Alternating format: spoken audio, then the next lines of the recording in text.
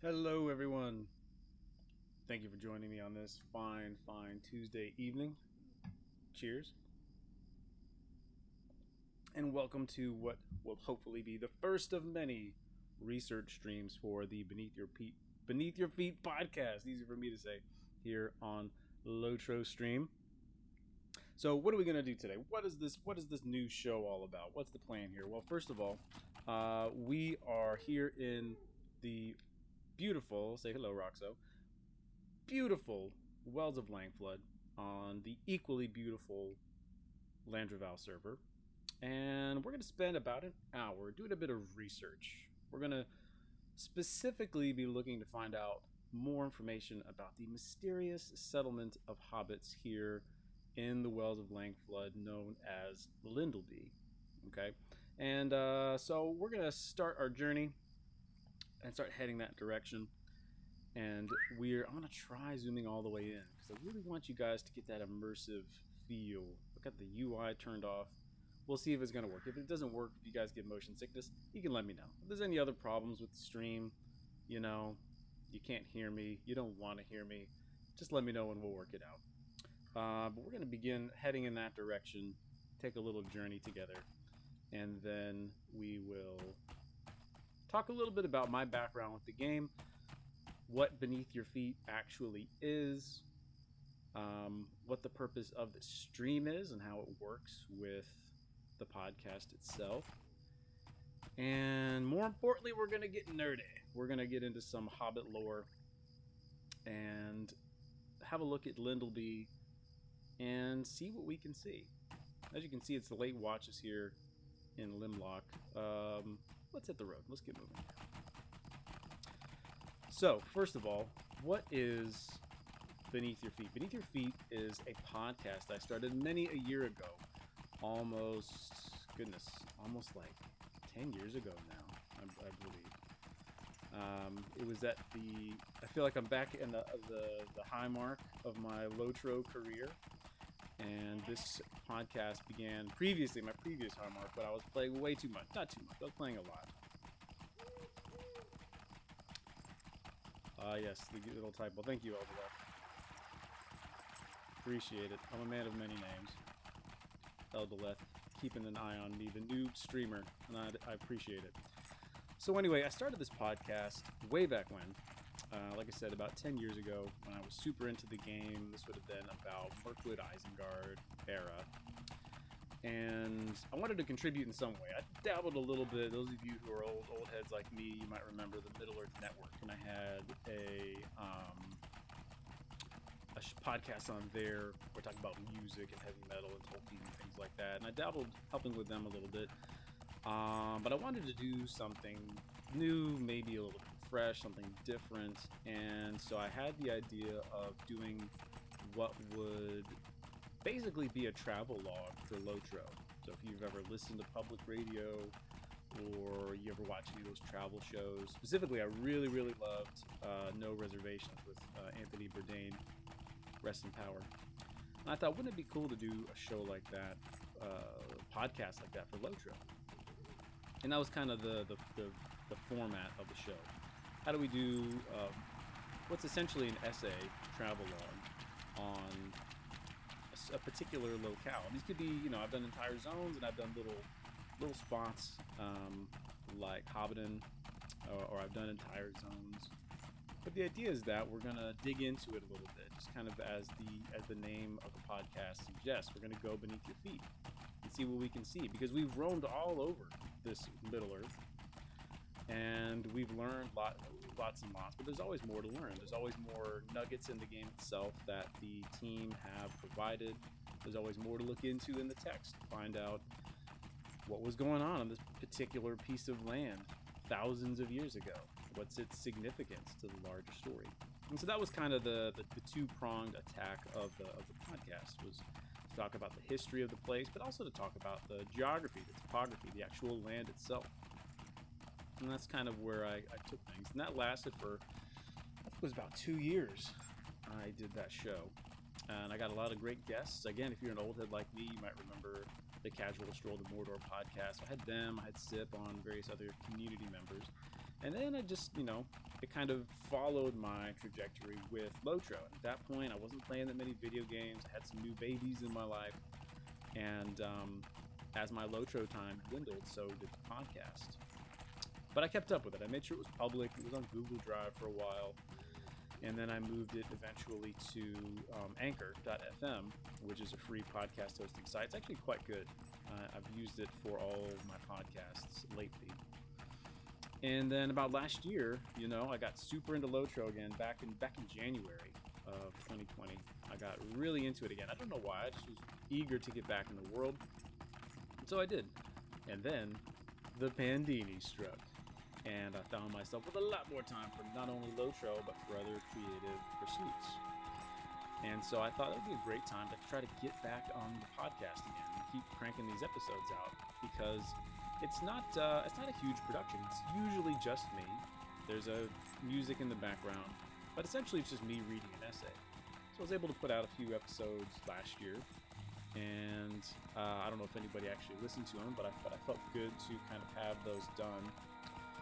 And then, let's see. Hold on, let me make sure I didn't take a wrong turn at Albuquerque here. Because where we're going can be hard to find. Okay, yeah, we need to take a left here. The other exciting thing about going through Langflood is that it's a 130 area, so we're gonna get attacked. Which may not be the best choice for the first episode here. I'm getting mauled by various creatures. But in any case, I did those episodes, then I kind of forgot about it again. And then this summer, I did another episode on Gondor. I think. Was it North Downs? I can't remember. Anyway, I did a new episode. And I thought, man, this is fun. It would be so much fun if I could have a segment on some kind of research stream. Some of you may be familiar with the concept. All right, we're going to YOLO this, guys. I'm talking, I'm not paying attention to where I'm going. I'm a distracted driver. We're just going. Oh, hey! For the Shire! Don't worry, I'm okay. We're in the right vicinity. That's all that matters. So I thought it would be cool to be able to stream, and that would motivate me, one, to do my research, and actually dig into a particular zone, and make sure that I'm not missing any nooks and crannies. And it would also just be fun to kind of engage with the community over this podcast. And so that's kind of what we're doing here. The idea is that we're going to explore around. We're going to talk about lore. We're going to geek out together a little bit. And we're going to just look for those little nuggets. Because those of you who played the game, even just a little, you know how the dev team at Standing Stone Games does such a good job of putting in just these little tidbits for the lore enthusiast. So we're going to see if we can find those, and even if they're not directly related to the books or the lore as a whole, there's always more fun things to find beneath your feet. See what I did there? And that's exactly what we're going to do. Alright, so where are we now?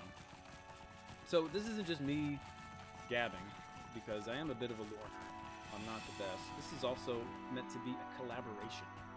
So if any of you know something about a particular zone we're in, or you can recall a bit of history from the texts that I'm missing or forgot about, or that's just that you know, I would really be grateful if you chimed in. And so that's what we're going to do. We're going to spend, like I said, about the next hour or so exploring around, seeing what we can find. And as I say, tonight we are in the Wells of Langflood, which is a newish zone. It came out last year. To create some context, we'll look at the map here. Here we are in beautiful Middle Earth. I don't want to hear any comments about the maps. Some people aren't a fan of the new design of the maps. I don't mind them so much. And we are here at the tippity top, ish, of the Misty Mountains. So we are in Rovanian, which you Hobbit fans will know as Wilderland. And as you can see, we are here in the north. We are in that, we're still a part of the Vales of Man. We are in the river valley, between the Misty Mountains and the forest of Mirkwood. But the wells in particular are such because this is really the source of the Anduin River, sort of. When we go up to Elderslade and Gundabad, we can see some of the other tributaries here that feed into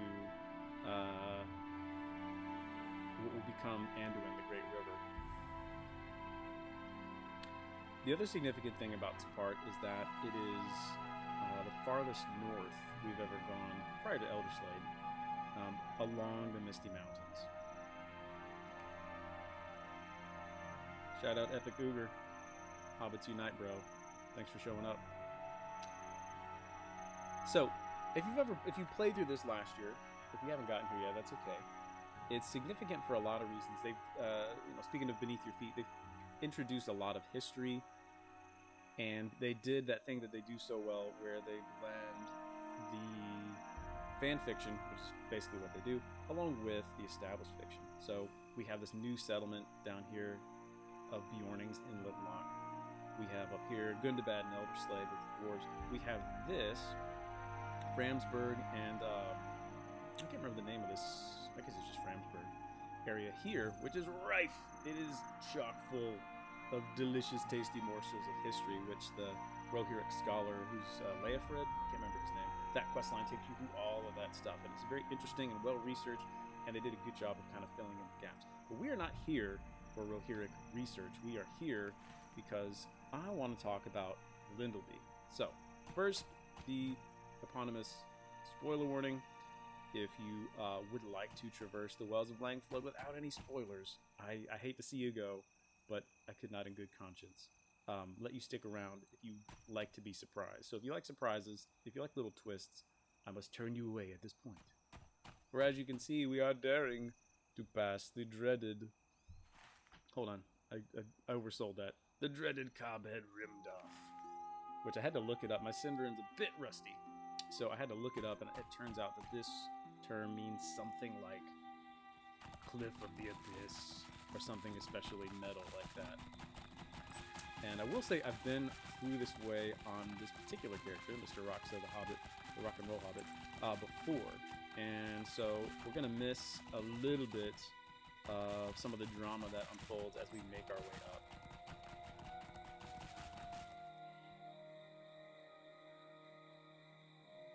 Right? Yeah, so Epic Uger is about to chow down on some pizza in very sort of Hobbit-like fashion. The Italian Hobbits like to make it a pizza. And Drowned Snake says in the chat that it's a way too epic to go before Lyndelby. But the thing is, again, we're in spoiler territory, so I warned you. So I'm just going to let it go, let it fly. As you're coming up this way, you are confronted by an eagle. And each turn you make on this winding path up into the Misty Mountains, an eagle stops you at literally just about every curve, and he's like, bro, you need to turn around. You are headed for certain death. And we're like, nah, bro, I'm good. I don't know if you know this about me, but I defeated Mordirith, and I'm the hero of the War of the Ring. I think we're going to be good. But there is a great amount of awe that occurs as we climb the Cobhead Rimdoff. And we also are treated to a wonderful bird's eye view of the sun coming up over the Vale. So just again, to create context, we are here looking down on the Vales of Anduin. There in the distance, that kind of tree line you can see, hopefully you can see. I don't know how quality the stream is right now. That's the eaves of Mirkwood, northern Mirkwood.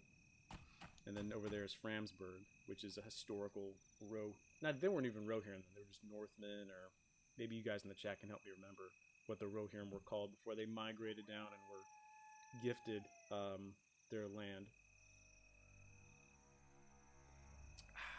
But there is some wonderful ruins there. And there's lots of mist. I love the way they're cranking up their game scenario, and the World Builder team always does a good job. But my goodness, the mist wears out my graphics card. Nevertheless, we must crack on. We must continue our climb of the mountain. Actually, my ponies climb up the mountain. Faithful Concord, taking us up the mountain. Yes, that's noteworthy there. You can hear the waterfalls. I mean, you know, harrowing climb up a mountain throughout it goes. Gotta be very careful here. The safe fall won't always save us. Shout out to all the burglars who are watching right now. You know what I'm talking about. This will be totally fine. I got this. Safe fall, bro. And it's flat. You're super dead. Anyway, let's crack on here. We've not even reached our destination yet. I hope I'm going the right way. I'm trying to trying to show out on my first stream by playing with the UI off, but I'm gonna take a wrong turn and plummet to my doom and become warg food. What's up, goat? But a nice relaxing climb up the mountain is good. It was a busy day today. I'm a whoa, what? I don't remember that. This is nice. So anyway, what I was gonna say is I'm a teacher, and we're just getting back to work after a long but not quite long enough summer. So I'm trying to get my brain right. Okay, so we can begin to see here. We see the bridge of Lyndelby as we proceed. And we had a great view. There it is.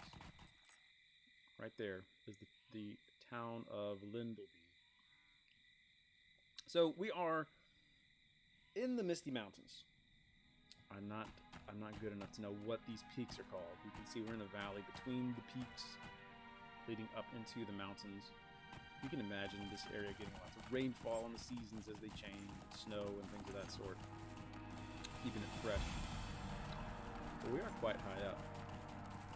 So you can imagine the surprise of seeing these Hobbit lanterns, the iconic Hobbit lanterns up here in the Misty Mountains. And there he is, Fanglind, the guardian of Lyndelby. So within the context of LOTRO, this eagle, and I assume the Lord of the Eagles, Gwaihir as well, are keen to protect this little village, which I think begs some interesting questions.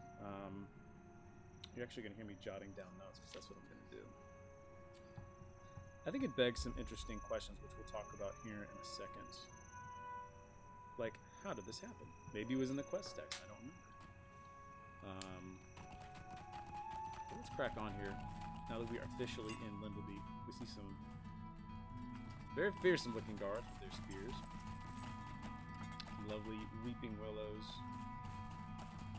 So the plan at this point is just to explore around and see what we can see what kind of details we can find, and kind of discuss it, contrast it within the confines of the text and the lore itself.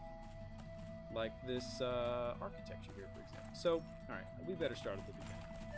I was talking about the interesting notion of eagles guarding this area for years. So, my understanding is that we are in about, obviously we're in the year 3018, 3019 at this point, of the Third Age, and it wasn't until about the beginning of the Third Age that the hobbits began their migration, specifically westward. So, to create some background, the hobbits are tied in with men, the race of men, mankind, meaning they awoke at the same time, at the dawning of the first age of the rising of the sun, after the years of the age of the stars. The elves, of course, woke up mythically at the pool, the lake of Cuivienen, many thousands of years before. Then the second comers, men, awoke with the rising of the sun at the beginning of the first age of the world. Hobbits are tied into that. Of course, later. The professor went back later and, shoehorned our beloved hobbits in with the race of men. So even though hobbits are tiny and they're often depicted with pointed ears, unlike men, though there's some debate about that, they're still intrinsically linked to men. Okay, so what that means is that for thousands of years, for ages and ages, the hobbits lived utterly silently in the east of the world. And then it wasn't until about the Third Age that they began migrating westward. So what does that mean? Were they way over here in the East of Easts, which we may see one day in the game? Or could they have gotten this far prior to their migration westward? Or did these hobbits, specifically of Lyndelby, did they make their way here more recently? And if so, what is their relationship with the eagles like? where they may be set upon by goblins, and then the hatred of the goblins coupled with the eagle's sense of pity, did that push them to protect these hobbits? I don't really know. I think that's an interesting question to consider. So, if these hobbits have been here, let's just call it since the beginning of the age. Let's say they've been here for at least 1,000 years, if not longer. This architecture is just like that we see in the Shire. It's a little bit mossier, a little bit earthier. The stone is different, which makes sense because they're right near the mountain, so the stonework would be, different minerals in the rocks. But it's essentially the same, so we could write this off pretty quickly and just say, oh, it's just the design team, what would be the sense of making all new assets and things like that. Or maybe there's a reason within the fiction. This is just the style intrinsic to hobbits. I don't know. So we've got our square here. We can say that hobbits of all sorts enjoy having some kind of gathering place in which to make merry, sing song. Those of you who've done this area, you know that one of the tasks you are given to do is to entertain the entire town with tales of glory. So hobbits of all sorts and kinds are fond of entertainments. And something else we're thinking about is which strand of hobbits are these? I might tab over to the Tolkien Gateway here in a minute to refresh my memory. But there are, of course, 3 strands, broad categories, anthropologically, of hobbits: the Harfoots, the Stoors, and the I'm blanking. Harfoots, the Stoors, and the Fallowhides. Thanks, brain. And interestingly enough, not unlike the 3 groups almost mirror the groups of the elves. I've kind of been going back through the Silmarillion piecemeal lately, and it's very interesting to note the differences. There weren't strictly 3 groups of elves, but there kind of were. And again, some, like the Noldor, were more attuned to the earth, digging, crafting. The Teleri were more attuned to the water. And it's kind of like that with hobbits as well. So I'm going to tab over in a minute to refresh my memory, but I would have to assume that the hobbits of Lyndelby are going to be, I believe it's the Harfoots who are the ones who were more attuned to digging and mountains and rocks and things like that. They were friends with the dwarves. So that's something I could see happening. The other thing is, we've already seen the Stoors. Those of you who spent some time in, is it Dunland? No, not Dunland. Enedwythe? Yeah, Enedwythe, in the Gloom Glens here. Right about there. There's a Stoorish town. And the Stoors were the water hobbits, the river hobbits, I guess we would say. If I've got that right. I do need to go back and check, because I don't want to give you guys misinformation. And then, of course, there's the one other that I know of. You guys in the chat know of another. There's one other reference to river hobbits when you're actually in the Vales themselves. Down here in the Warrens of Tún Melen, we see the digging machines brought forth by the White Hand of Saruman as they were trudging up this whole Gladden Field area looking for the ring. What did they do? The jerks. Wait, can I say that on screen? Yes, if Reninia dropped the F-bomb, I guess I can say jerks.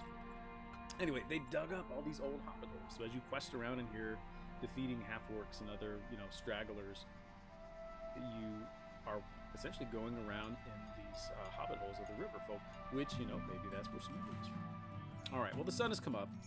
I think I'm going to stop blabbing here for a moment and continue to just poke around, see what we can see what kind of interesting things we can find to talk about on the podcast, other things we can note. There's sheep, if you can believe it. The soundtrack is wonderful, by the way, so I'm going to make sure to include a cut of that, because they were very kind to include it on YouTube.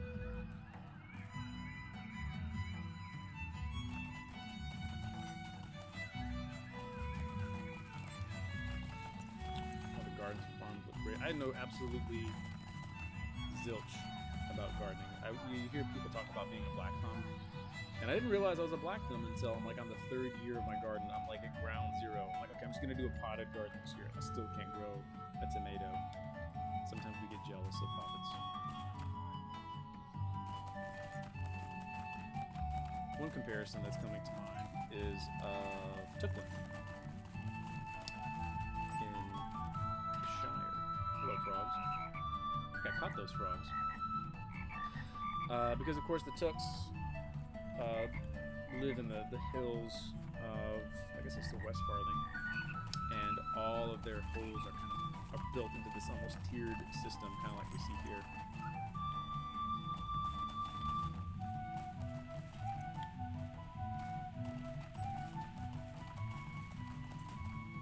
And then, of course, here at the tippity top is the great communal living space. So that's another thing that I think is kind of cool to think about, is how we can take notes from what we know of Shire hobbits, breed hobbits, and apply them to what might have been. So we know that hobbits are fond, some hobbits I should say, are fond of these great communal living spaces, like the Great Smeals or Brandy Hall. So here we are in the Tooka's set. So as I said, not all hobbits are keen to live in these big spaces. You hear that at the beginning of The Lord of the Rings, where I think it's the Gaffer and the Miller Sandyman are talking about how the phrase I remember is they called Brandy Hall a real warren, and how Bilbo essentially rescued Frodo from living in that terrible spot. So let's do this. I'm going to take a seat here and tab over, do a quick bit of research. There you go, Roxo. Just pop a squat there, young boy. Okay, let's see what's going on. I want to look up two things. I want to make sure I've got the strands of hobbits correct, because that's going to be important to note as we talk about it on the podcast. And then I want to look at that word set.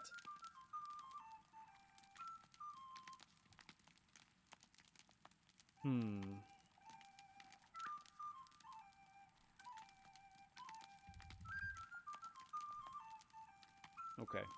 So according to Tolkien Gateway, which I think is a reputable source, fellow Team LOTRO stream member, the Tolkien professor, I recall using the Gateway at a certain point. Checking the chat, yeah.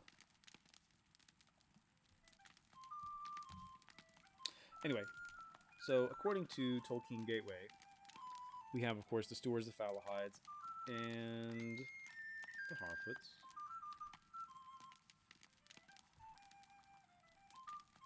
And it looks like, alright, the Stores were the water types. They had great wispy beards and were keen on boats, water, swimming. They wore boots. And of course, if you did any of the questing there in Endedwife with the Storage Village, you may have some store boots to put in your house. Falahides were fair, taller, slimmer, adventurous, friendlier. And then, of course, the Harfoots were the ones who were keen to live in burrows. So that became the norm. So that would be my... I don't remember if they specifically mention this in the quest text in Lyndelby, but maybe they don't use the same terminology. But these got to be Harfoots, right? So the ones that dig in the ground to dig their smeals. They're the ones that traded with the dwarves and learned the ways of craft and things of that nature. So let's see. Let's look at this word set. I find this very curious.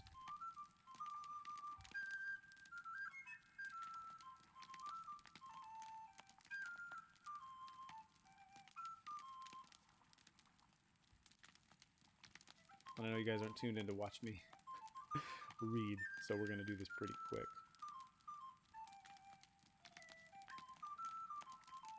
Okay. So I don't know exactly what the team had in mind, but the word set comes from, looks like it's an old French word. It's kind of related to a collection or a community, a gathering. So that seems to make sense.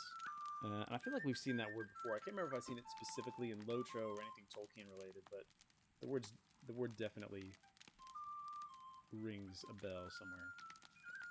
Alright, so we're in Tooka's set. And again, we can see it's an especially hobbity place. Let's continue looking around here.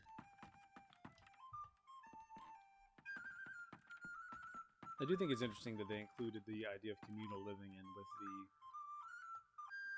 hobbits they essentially made up. Because all the other hobbits, apart from Gollum's folk, river folk, are just alluded to. And we come out just in time for a beautiful sunrise over the Misty Mountains. I should say over Mirkwood, right? So here we are at the edge of the wild. There's your $1 million view. What was that? Oh no. I guess the cloud effects took a minute to load.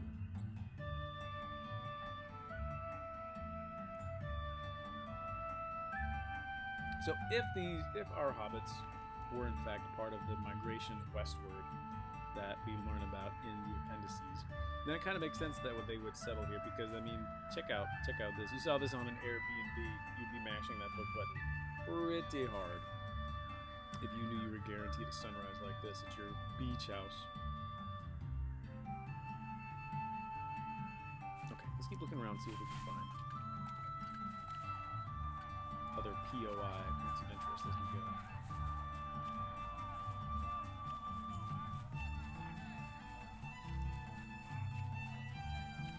I'm trying to be more deliberate when I play about taking my time to explore, because one, I'm not the hasty hobbit I used to be. I'm playing on the Treebeard server more often than Lyndelby now, and so I think being on Treebeard server has cured me of some of my hasty hobbitishness.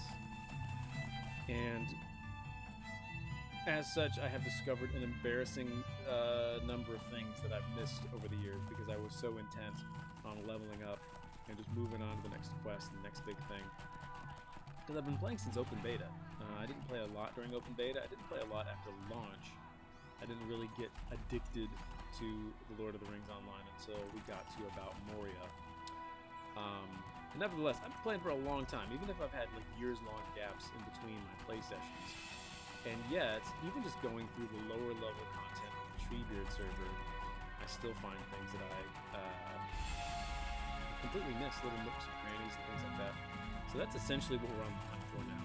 It's anything that's kind of interesting or out of the way that helps to paint the picture of Lyndelby a little more clearly.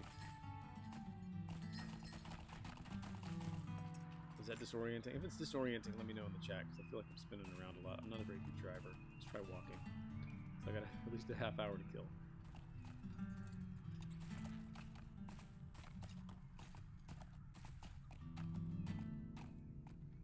Apple trees.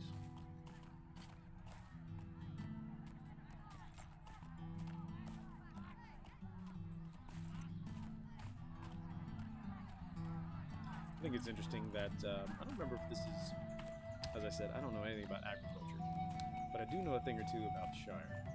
And I don't recall there being too many spaces in the Shire in LOTRO where the livestock just kind of go free like this, which I think is kind of, you know, indicative of the location. Because where are these animals going to go? They're going to go wander off in the woods and get eaten by a wolf, or picked off by goblins. So it makes sense they're going to be hanging around town, but they can be safe. We just saw a forge. Some hobbits palling around there. Is that the same eagle? Different eagle. That'll take us to the carrot, if you ever noticed. Here we have some sheeps. Sheps?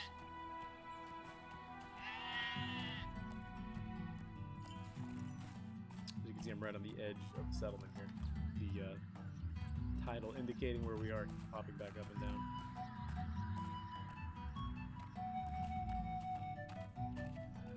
These lovely lilies.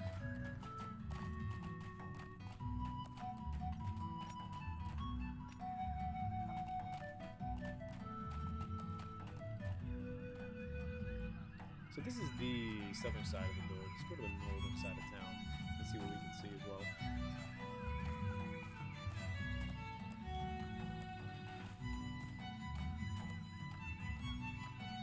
My hope is that with, you know, this stream and with just my general interest in the subject matter, I'll be able to regularly crank out some more episodes of the show for you to enjoy.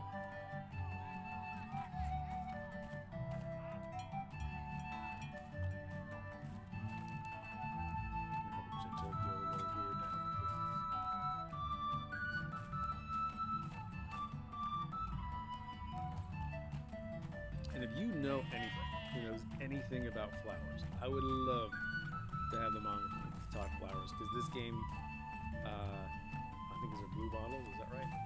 This game has so many flowers, and I love it, but I know precisely jack squat. I know as much about flowers as I do about gardening, but I think it would be very interesting to take the time to try and figure out how realistic these flowers are. Okay, this is interesting, to digress from our discussion on flowers. We've got an actual pipeweed crop here, a little bit of tobacus.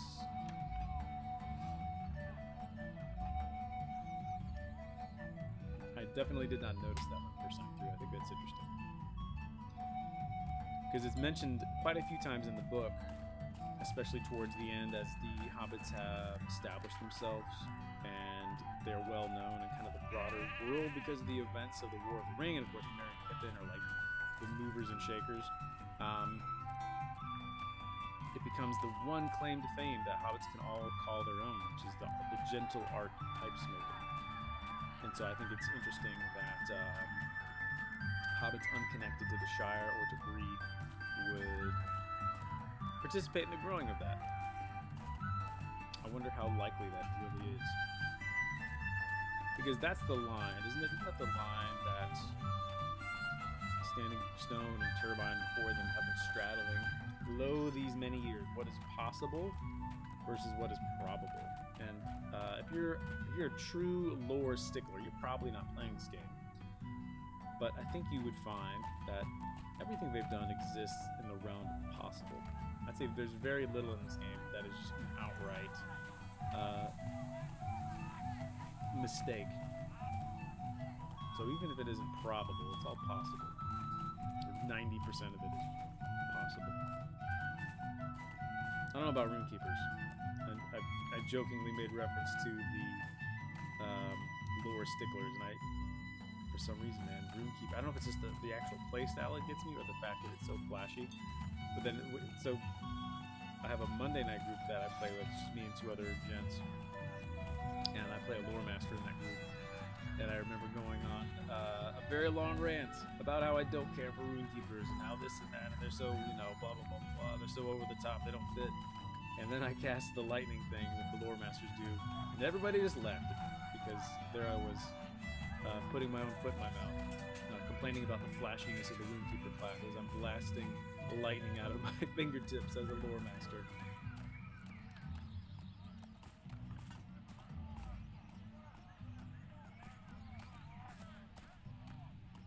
Okay.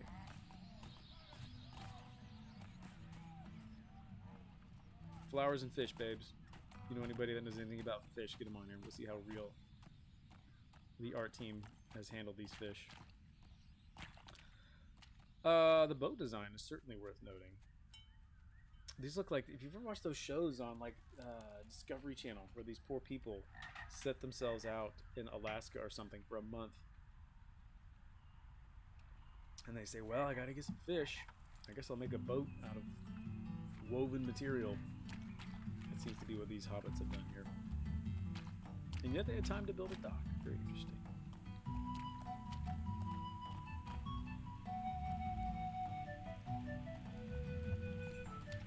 So why would it be that the Shire hobbits could come up with these boats that they don't really care to use?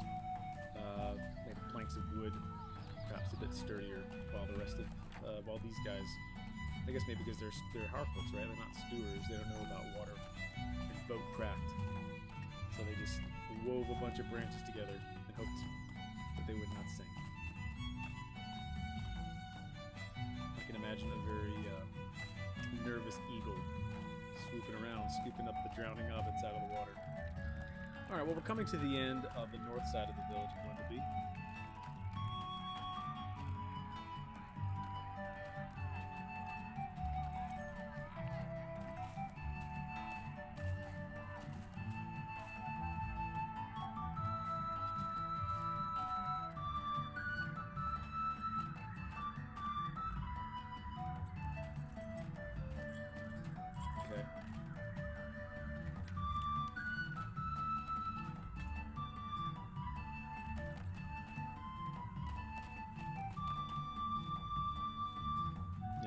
those are the kind of things that are pure money for me, pure gravy. You don't need to have a beautiful lily-strewn lake, but we do, and it's nice to look at. We don't need to have beautiful sunrises, but they do, and that's what helps to weave this world together. That's what makes it worth exploring for me.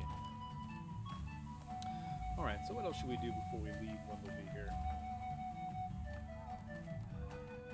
We found a few interesting points that are kind of worth discussing. The Eagle Guardians, the fact that they grow pipeweed, the fact that they have dug their smeals in much the same way as the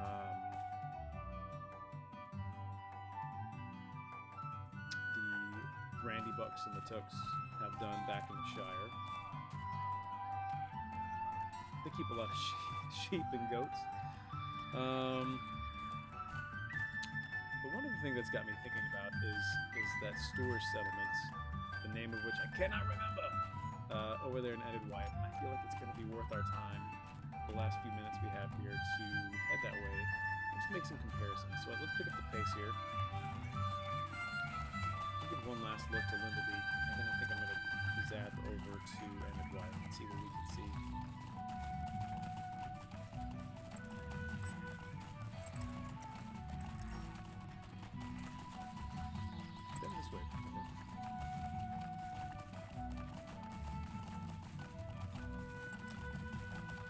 It's also probably worth having a gander at some real-world influences. Because when you think about mountain valleys like this that are just so lush, you kind of have to think about the Swiss Alps. And for those of you who are some deep-cut lore nerds, you know that Rivendell served as something of an inspiration for, I don't know if he ever explicitly said that, but he talks in one of his letters about how deeply moved he was on a trip when he was younger to the Swiss Alps, and seeing the contrast of the mountains and the valleys and things like that. So I don't recall if he explicitly drew the comparisons between the Swiss Alps and Rivendell, but it's not a hard puzzle to put together. Okay, we got one more spot to look at here. Is this the way out? Wait a second.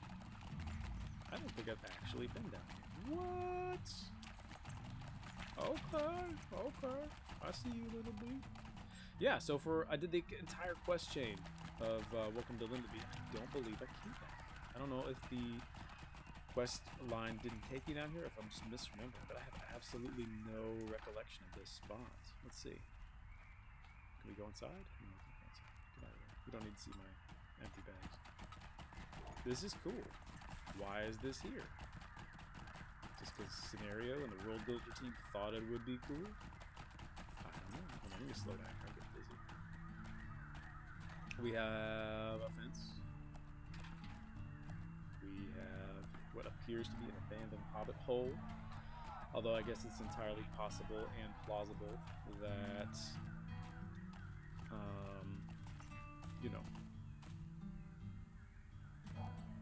the quest text that I skimmed instead of reading carefully is how a hobbit described their homes being down here across the water. I don't know.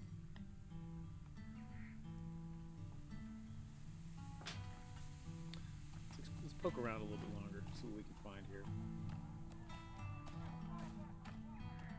That's always funny to me. If you, obviously I have the sound mixed a certain way, so you may not be able to hear it. But because we're in a settlement, it has the ambient noise of a town playing, so you can kind of hear people chattering, even though there's nobody around. It's a little bit of a snafu. I think the same ambient track plays in. I was in Auhair in Angmar the other day because I never did Volume 3 on this Burglar, so I was going back and doing that, and you hear the chatter happening in Auhair, and you're like, where is this coming from? It's the same as Bree, but there's like 10 angry hillmen here. Why are they talking like this? Anyway, I digress. Alright, so I don't know that there's much to discover here. It just seems like an abandoned hobbit hole. Very interesting. But this is the kind of stuff we're here for. These little nooks, crannies, spots. I'm gonna look at the map. Yeah, nothing. No flag. No label. Just an interesting little out-of-the-way hobbit hole. Okay. Nothing. Not even a gerblin. Not even an old goblin to fight. If we keep running this way, where does it put us? I'm gonna guess a cliff. Yep, there it is. The eponymous, ever-present cliff. Oh boy, we're not going that way. That's interesting. Which Hobbit won the lottery had to have this little out-of-the-way place? Okay, that's enough of me blathering. Last thing I want to do, I do want to hop over to that Stourish village in Lyndelby because I haven't been there in ages, and I want to see what we can learn about this. Maybe you can tell us something about Lyndelby or about the general designs of hobbits.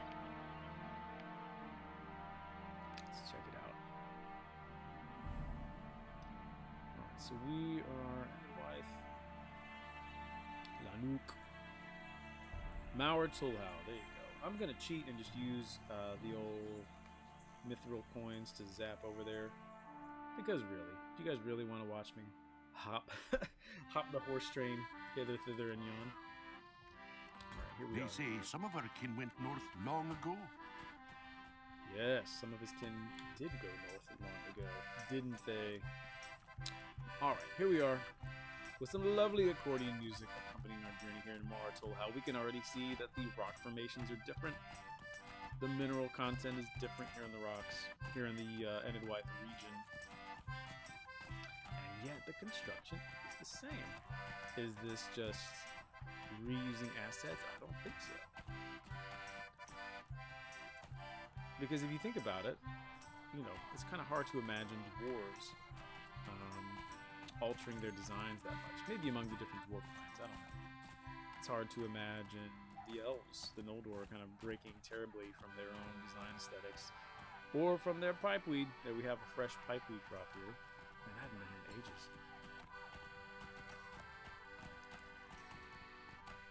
And one thing that stands out to me right away is the fact that these are standalone houses, which I think is a great nod to the source material which we were just discussing. And they're all dancing. It's the middle of the day. They probably already had a few, and they're dancing. Cheers. Also indicative of the Hobbit way of life. Talking about parsnips while you're dancing in the middle of the morning.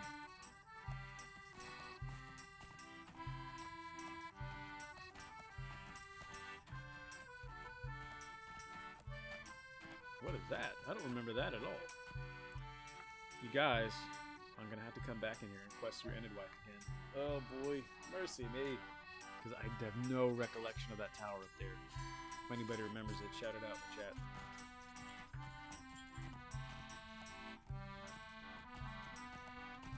So again, that begs the question, what is these guys' story? So I'm gonna have to go back and play through and refresh my memory, or maybe LOTROwiki.com to read through the quest text and see if that creates some context.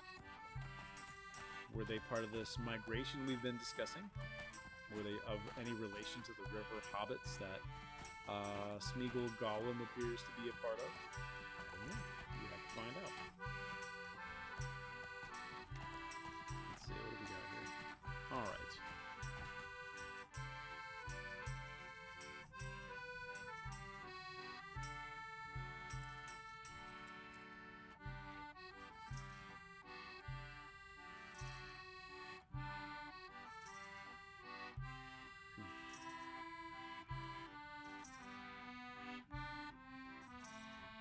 Okay. Very interesting. I have to think that the comparison between Lyndelby, Mauer Tulhau, and the Shire, maybe even Bree, places like Staddle, are worth exploring. She's terrified of me, as she should be. I mean, look at me. I think they're interesting to poke at. Because there's a lot of meat on that bow. Vote Democrat asks, am I a dev? No, I'm not a dev. First of all, thanks for watching. Thanks for chatting with me. I'm not a dev. I'm just a fan. I'm the newest addition to the Team LOTRO stream. I do not actually work on the game. I don't work for Standing Stone Games. I just stream for them once a month. if you are interested in hearing content directly from the devs, you can check out Court of the Rings, which is every Friday at 12 Eastern, I believe. And then Scenario, who's the chief world builder, has a show. I can't remember. I think there's a command for that. Let's see. I know there's a LOTRO bot command for that. So let's see. This will be fun.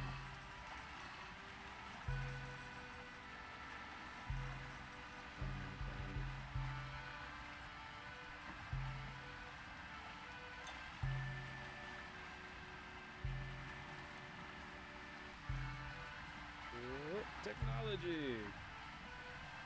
There you go. Click that link here right there. Chord and sorry, I had you guys staring at a wall there. Sorry about that. Chord and Scenario, I think, are the only two devs who stream regularly. Reninia, who is the current producer for LOTRO, has been doing a lot of press lately as he's kind of establishing himself and setting the tone for what he wants to do as our illustrious leader. He's had quite a few interviews lately as well, which I think you can find anywhere. You just search up Reninia interview. He was on Bloodborne. He was on Louis VII's channel. Core did an interview like last month, so that's a good place to start if you want to learn more about the devs. So here's one more similarity I think is worth noting. We have the center of town there, the courtyard. What do we call that? Town square. So anyway, kind of what I was saying was, I think it's very interesting to consider the connection between different Hobbit settlements that we see in the game and set those against the lore, because really this is a wide open space. We have the Shire and Bree Hobbits, obviously, because we get tons of information about them in the book, but we don't get a lot about any other potential Hobbit settlements. I remember when this happened in Endedwife, which I guess was leading up to the Rise of Isengard expansion, there was certainly some contention within the community about would there be a Hobbit settlement here? What would they be doing here? How would they be surviving? And those are interesting questions to ask. If we're thinking about a migration westwards, why did they stop here? Who's looking after them? In Lyndelby, it's a little bit more fleshed out, because there's the eagle angle, there's the terrain itself, which kind of serves their purpose of being kind of masking their settlement.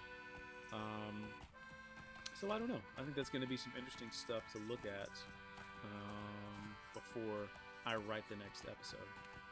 Because that's kind of the process. Is I write the script, I record it, and then I throw in the music files, the ambient files, and the closing and things like that. I try to include at least one tune in there for the closing, which I think people enjoy. But really, this kind of thing that we're doing now is the meat of the project, where those ideas begin to generate, and from that I can write the script. And I think that might be a good note to end on, actually. So if you are interested in listening to the show, there are already dozens of episodes for you to check out. You can go to anchor.fm/LOTROBYF. Alternatively, if you can check me out on Twitter at Shoreless Skies, and you can kind of see in the chat there. That's my Twitter handle. And from there, I've got links to all my too many projects, including Beneath Your Feet. And I would really love to hear from you guys, either right here now or on Twitter or wherever you can find me. Like I said, there's a link there for all the various arenas in which you can find me. And I'd like to hear what you thought about the stream, what I could do better, what you might like to see on the stream, what you might like the next episode to be about. Because like I said, I'm only doing this once a month. It's the last Tuesday of every month. So there's a lot of time for us to talk and to think about what we actually want to accomplish with this and what areas of the world you're interested kind of exploring in depth. I think we learned a lot about Lyndelby and the LOTRO adaptation of, we call them adjacent Hobbit settlements. But that's what this episode is going to be about, this next episode of Beneath Your Feet. So what I'm going to do now is take everything we kind of looked at today, everything I'm thinking about, look at it a little bit more, write it up, and then I think by the weekend, we should have the next episode of the podcast ready for you to enjoy. And then next month we'll do it all again. So please come on back next month. Join me. Hit me up on Twitter. Find me wherever. I'm on Instagram. I'm on all those things. And for real, let me know what you think and what you would like to do next, because I would really love for this to be kind of a collaborative experience for everyone to just chat lore and dig into the world a little bit. So once again, you can find me at Shoreless Skies on Twitter and various other spots. And we should have a new episode of Beneath Your Feet posted by this weekend. So with that, with this beautiful view of Mar Tulhau, I'm going to go ahead and say goodnight. Again, thank you for joining me. Don't forget to check out LOTRO.com on the forums. We've got the complete schedule. There's also a Google Calendar linked in the chat where you can find out all the other wonderful streamers who are part of our team here. And I hope to see you next time. Here we go, Beneath Your Feet. Good night.